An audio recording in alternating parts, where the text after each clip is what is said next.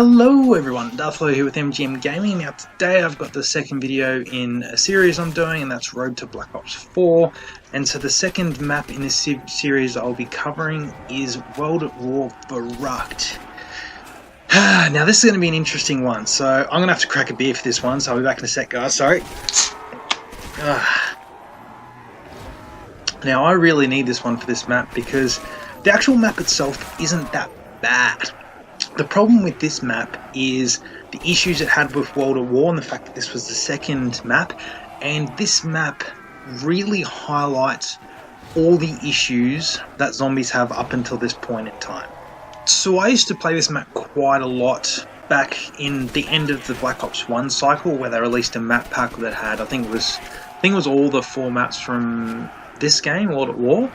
And I really liked playing Verruckt on that. I enjoyed it. I enjoyed trying to run a couple of different strategies and getting to as high rounds as I could. I could never get past around about 20. I never really used traps back then. But I used to enjoy that and had fun with it. But I just didn't enjoy my experience on this map.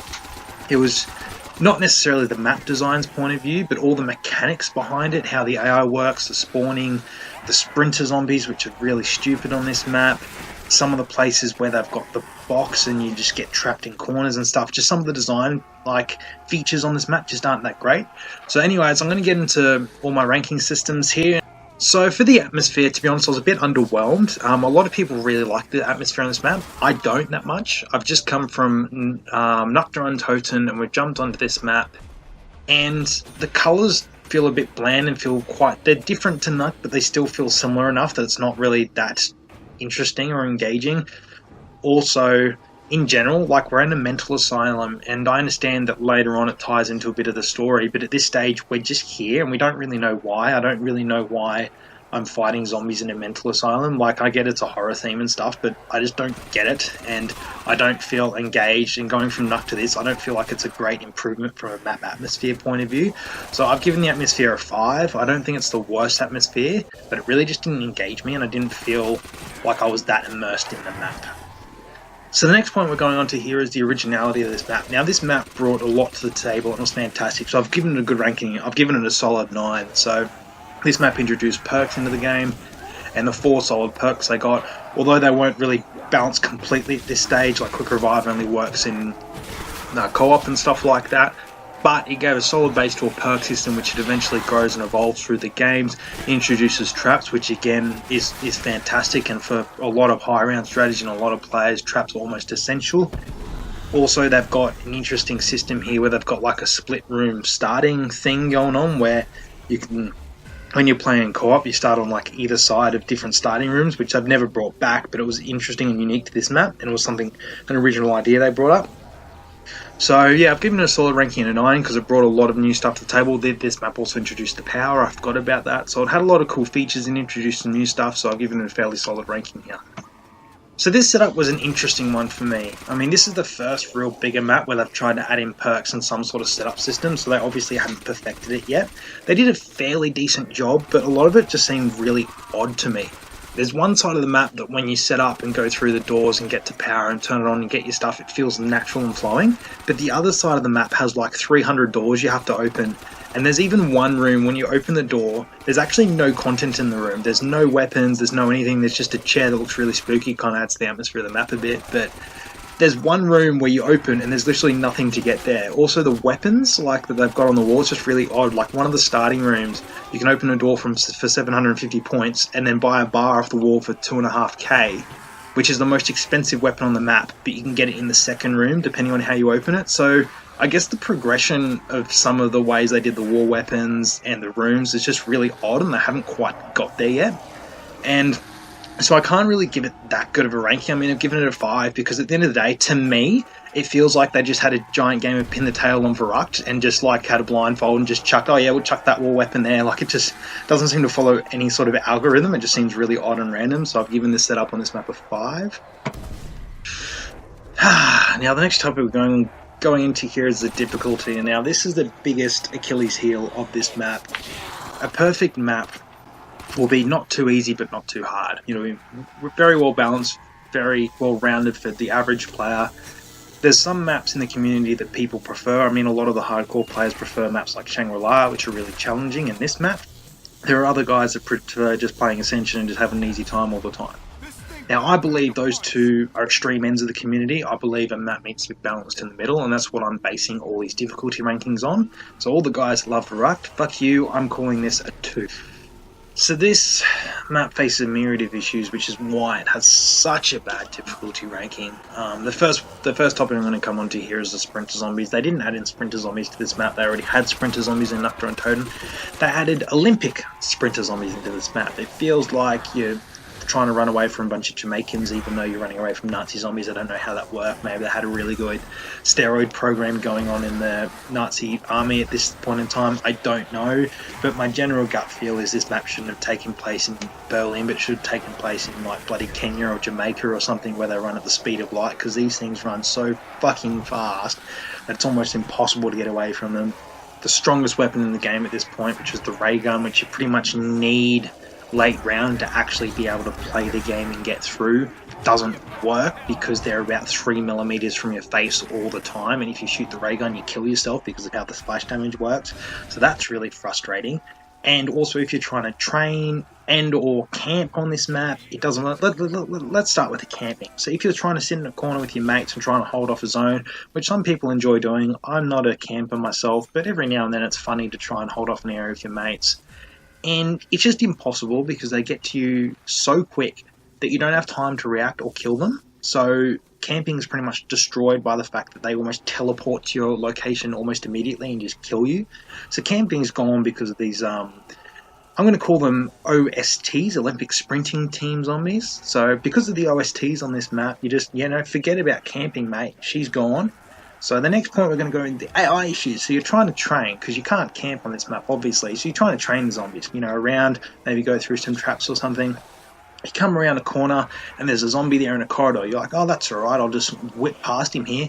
Nope, his flying arm somehow reaches 3 meters out to his left and he stops you from going down the corridor because the hitboxes on these zombies, or the hitboxes that they seem to be able to hit you with, is stupid.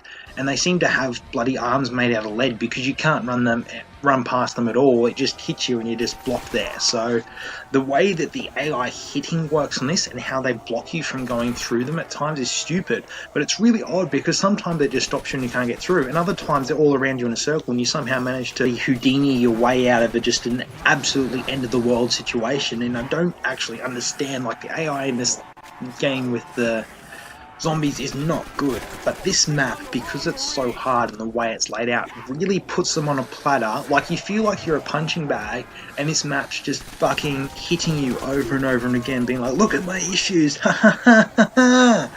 And it's just really, I'm gonna have another sip of my beer here, mate. This is really starting to piss the shit out of me.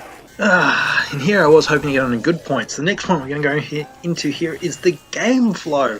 And I totally forgot the order of this thing, and it's actually been a couple of days since I looked at my little cheat sheet here for how I've ranked everything, because I played this, got really frustrated, and went away for a couple of days, did some other things with my life, and I've come back, and it just seems to be negative after negative with this thing. And in the game flow, I feel like it's just waiting the game. Like, there's just, the spawning issues are such a big problem in this map. It was a bit of a problem on Nocturne Totem, but they gave you a sniper rifle, and there was only 3 rooms, and the spawning wasn't that bad, to be honest. But on this, it's a bigger map, and the zombies can spawn anywhere around the entire map. And if you don't open one door on the map, let's say you're on one side of one door, and the zombies are on the other side of one door. If that zombie wants to get to you, he has to run around the whole bloody map to get to you, which is actually stupid. It's one of the reasons why they put the Sprinter Zombies into this game, which are, as I've said before, the OSTs are fucking stupid. And it really is frustrating because there's some rounds, even the first round of this game, sometimes you're just waiting and waiting for a zombie that spawns like 3 miles away from you, and it's really frustrating. It really is. I feel like on this map, I spend more time waiting for the undead to appear than I did watching the entire Game of Thrones franchise. Like, it actually takes that long for a zombie to spawn in and get to wherever you are, unless you're running around trying to find stuff. There's actually been a couple of times I've been playing this map where I thought it was the end of the round and I've got like 1 or 2 zombies left. I'm like, oh, that's cool. I'll just go to the mystery box a few times. Nah, here's 300 zombies that have just spawned in, coming to ruin your fucking day and punch you in the face because it takes them that long for them to get to you. I thought it was the end of the round. So there's my rant about the game flow over, because it just takes way too long. Everything's really stupid. It doesn't feel, I've already talked about the setup, half the way the setup works, it's just not good. I've given it a 3, it's just really bad, and I don't like the game flow on World at War Verruckt. So at least coming to this stage of the video, the rant side of the video is over, I guess. I mean, a lot of the main issues have been pointed out by now, and so the last couple of points we're going to get into here, starting with the game variety. There's not too much of a game variety on this map. Realistically, it's either camping with a mate, which is really hard to do anyways, or it's running around the map trying to pull traps, or training in the Thompson room, and that's about it. There's just not a lot of variety in the way you can play this map, and to be honest, unless you're a really good player and can use that variety, I mean, for the average player, you're just going to keep dying over and over again, and I guess a lot of the variety in this map comes from trying to really struggle to do different stuff to try and survive, but there's no actual real strategy that can keep you alive for a long period of time, particularly for the average player.